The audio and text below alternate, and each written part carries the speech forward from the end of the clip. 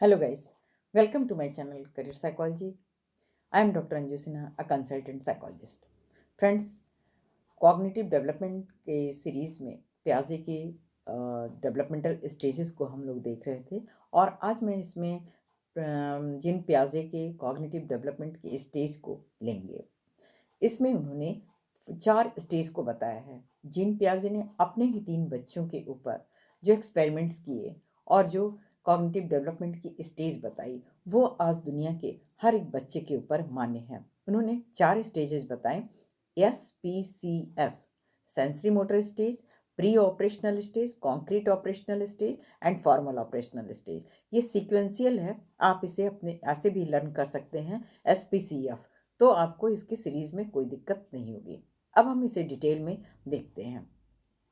प्याजे ने कहा कि विश्व भर में बच्चों की 4 अवस्थाओं से गुजरना होता है। सेंसरी मोटर स्टेज यानी संवेदी पेशी अवस्था, ये जन्म से लेकर 2 वर्ष तक की आयु तक का होता है और बच्चा इसमें शारीरिक क्रियाओं तथा संवेदनाओं के संबंध से ज्ञान अर्जित करता है। जैसे वो छोटे छोटे शब्दों को बोलना जानता है, वो अपने आवश्यकताओं पे ज़्यादा निर्भर रहता है, अपने पेरेंट्स पे, अपने आसपास के लोगों पे। दूसरी स्टेज जो होती है वो होती है प्री ऑपरेशनल स्टेज, जिसे पूर्व संक्रियात्मक अवस्था कहते हैं।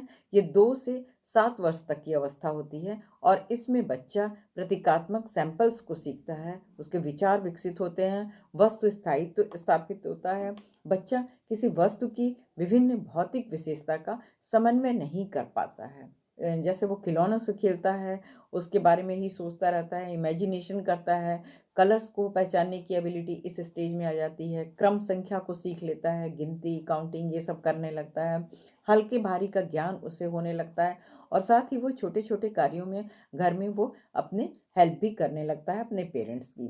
थर्ड स्टेज जो होती है उसे कहते हैं कॉन्क्रीट ऑपरेशनल स्टेज यानी मूर्त संक्रियात्मक अवस्था।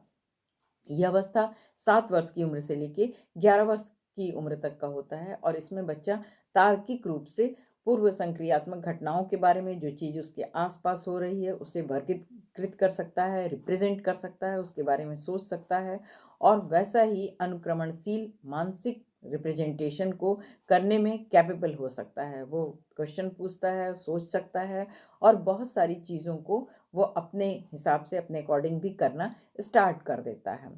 लास्ट स्टेज जो होती है कॉग्निटिव डेवलपमेंट स्टेज की, वो होती है फॉर्मल ऑपरेशनल स्टेज।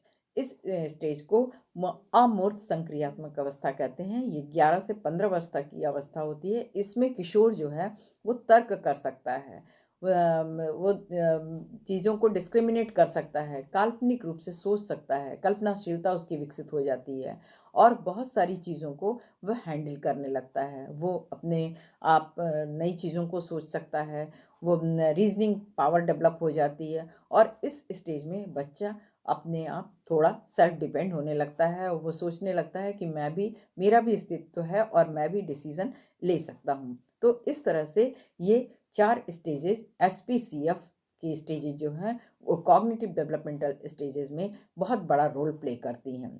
अगर हम प्याजे के सिद्धांत की उपयोगिता को देखें तो स्कूल के जो कैरिकुलम है उसका निर्माण संज्ञानात्मक क्षमताओं और परिपक्वता के आधार पर किया जाना चाहिए। यह क्षमता आधारित पाठ्यक्रम होना चाहिए।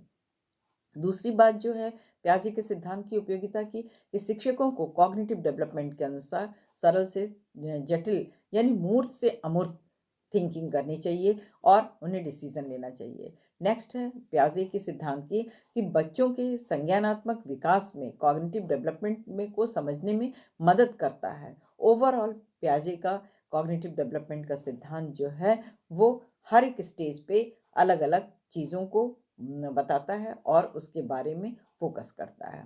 Thank you guys for watching my video. Please like, share, comment and subscribe my channel. Have a great day.